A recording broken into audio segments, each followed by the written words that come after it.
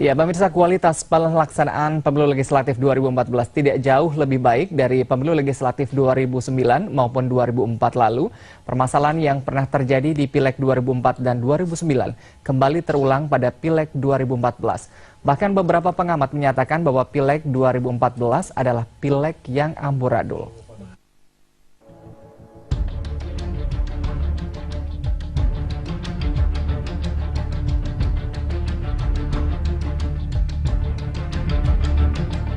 Pada penyelenggaraan pemilu legislatif tahun 1999, 2004, dan 2009 yang agendanya hanya untuk pemilihan anggota DPR RI, DPD RI, DPRD Provinsi, serta DPRD Kabupaten Kota sangat banyak kelemahan. Tidak ada perubahan dan kemajuan signifikan, baik dari penyelenggaraan Pileg 1999 ke Pileg 2004, lalu dari Pileg 2004 ke Pileg 2009. Berbagai kelemahan seperti di 3 pileg terdahulu kembali terjadi di Pileg 2014. Carut-marut penyelenggaraan di 3 pileg terdahulu menjadi permasalahan rutin terulang kembali di Pileg 2014. Masalah jumlah daftar pemilih dari pileg ke pileg tetap menjadi permasalahan serius. Data daftar pemilih sangat amburadul. Tak sedikit warga yang sudah meninggal masih masuk daftar pemilih. Dan tak sedikit pula warga yang pindah alamat masih terdaftar dalam pemilih di tempatnya semula. Malah banyak diantaranya terdaftar sebagai pemilih di 2 tempat atau pemilih ganda. Warga yang tak masuk dalam daftar pemilih juga tak tanggung banyaknya. Menjelang Pileg 2014 lalu, data pemilih dengan berbagai persoalan tetap menjadi dilema. Kelemahan yang paling krusial pada Pileg terdahulu yang kembali muncul pada Pileg 2014 yakni sosialisasi caleg yang berjibun. Dinilai kurang membuat bingung pelaku pencoblosan serta membuat repot petugas TPS. Ketidakprofesionalan petugas TPS dan peliknya soal administrasi juga menjadi penyebab penyelenggaraan Pileg di hari pencoblosan berlangsung amburadul. 12 jam waktu yang tersedia ternyata sangat tak cukup untuk membereskan segala sesuatu yang berkaitan dengan pelaksanaan pemilihan di TPS. Di tingkat TPS, perhitungan suara, rekapitulasi hasil perhitungan suara, serta validasi administrasi hasil perhitungan suara berlangsung hingga subuh dini hari, bahkan sampai beberapa hari. Selain itu, rekapitulasi hasil perhitungan suara di tingkat TPS pun tak sedikit yang bermasalah. Dan tak sedikit pula hasil rekapitulasi terpaksa dilakukan penghitungan ulang di tingkat KPPS. Tak hanya itu, kasus manipolitik masih banyak dilakukan. Dampaknya, penyelewengan hasil perhitungan suara menjadi kasus yang cukup banyak terjadi pada penyelenggaraan Pileg tahun 2014. Melihat pelaksanaan Pileg tahun ini seamburadul Pileg-Pileg sebelumnya, perlukah secepatnya DPR membuat pansus pemilu untuk mengubah dan menjaga pelaksanaan Pilpres mendatang agar lebih baik? Tim Liputan, JAK TV.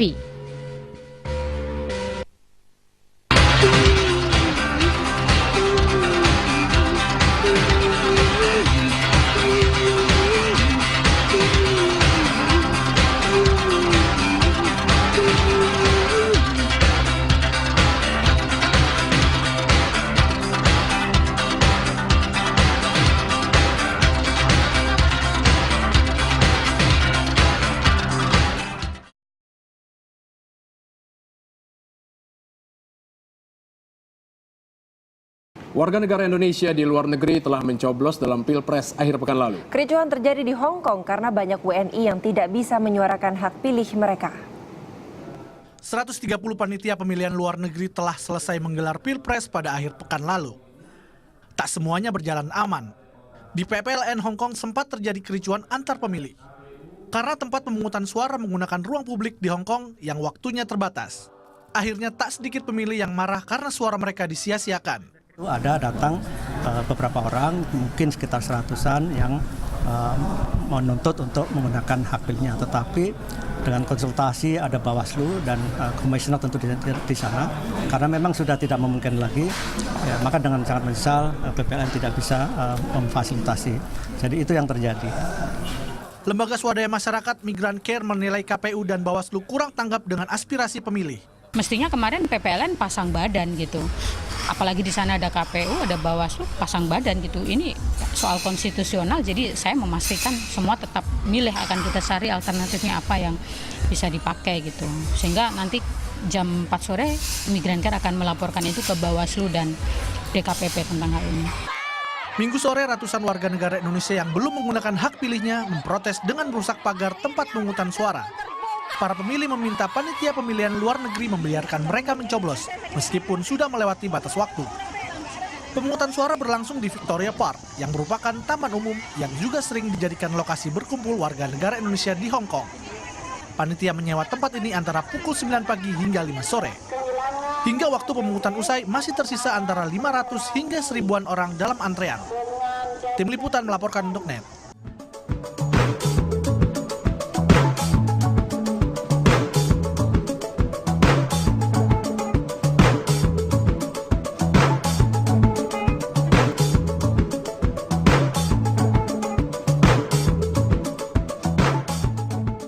Penanganan sengketa hasil pemilu atau pemilu kada oleh Mahkamah Konstitusi.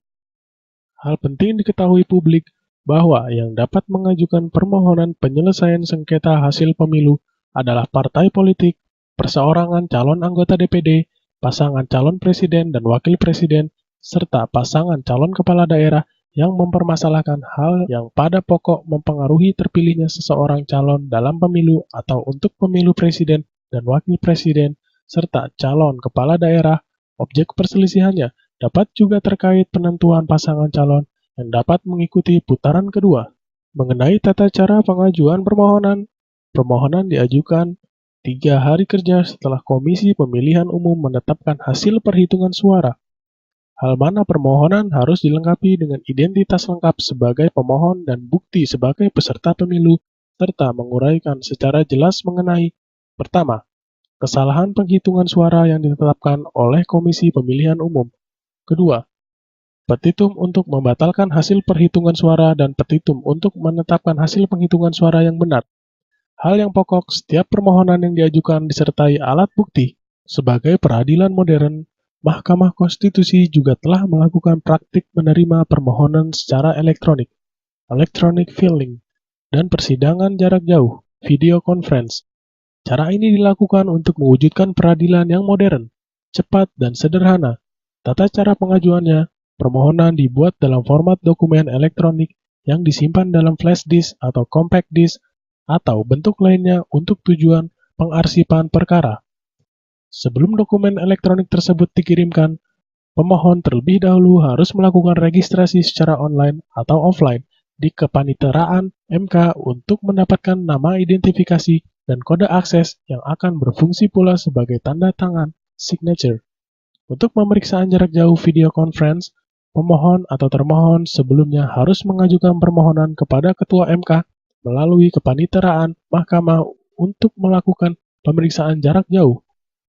Untuk selanjutnya, proses sama dengan sidang konvensional, yakni dimulai dengan pemeriksaan, pendahuluan, pemeriksaan persidangan, dan pembuktian.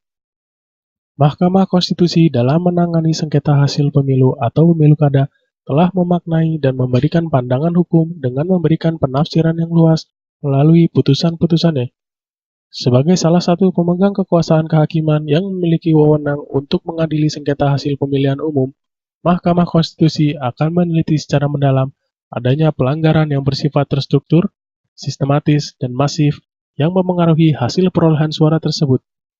Cara tersebut telah menjadi jurisprudensi dan diterima sebagai solusi hukum. Dasar konstitusional atas sikap mahkamah yang seperti itu adalah ketentuan pasal 24C ayat 1 Undang-Undang Dasar 1945 yang menyatakan Mahkamah Konstitusi berwenang mengadili dan memutus perselisihan tentang hasil pemilihan umum. Di dalam ketentuan tersebut jelas dinyatakan bahwa mahkamah mengadili dan memutus hasil pemilihan umum dan bukan sekedar hasil perhitungan suara pemilihan umum saja. Dalam menilai proses terhadap hasil pemilu atau pemilu kada, Mahkamah membedakan berbagai pelanggaran ke dalam 3 kategori. Pertama, pelanggaran dalam proses yang tidak berpengaruh atau tidak dapat ditaksir pengaruhnya terhadap hasil suara pemilu atau pemilu kada.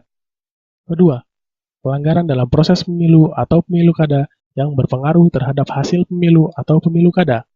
Ketiga, pelanggaran tentang persyaratan menjadi calon yang bersifat prinsip dan dapat diukur, seperti syarat tidak pernah dijatuhi pidana dan syarat keabsahan dukungan bagi calon independen, dapat dijadikan dasar untuk membatalkan hasil pemilu atau pemilu kada karena ada pesertanya yang tidak memenuhi syarat sejak awal.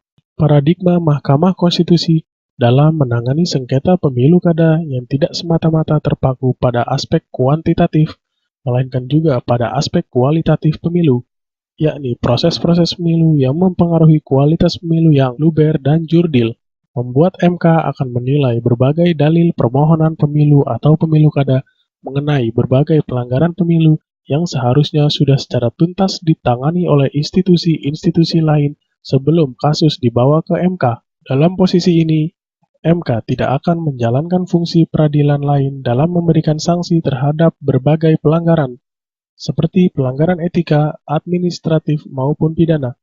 Akan tetapi, pelanggaran-pelanggaran ini akan menjadi ukuran yang dipakai oleh MK untuk membatalkan hasil pemilu kada apabila terbukti adanya pelanggaran yang bersifat terstruktur, sistematis, dan masif. Begitulah pandangan hukum dan bagaimana Mahkamah Konstitusi menjalankan perannya ketika menangani dan menyelesaikan sengketa pemilu atau pemilu kada.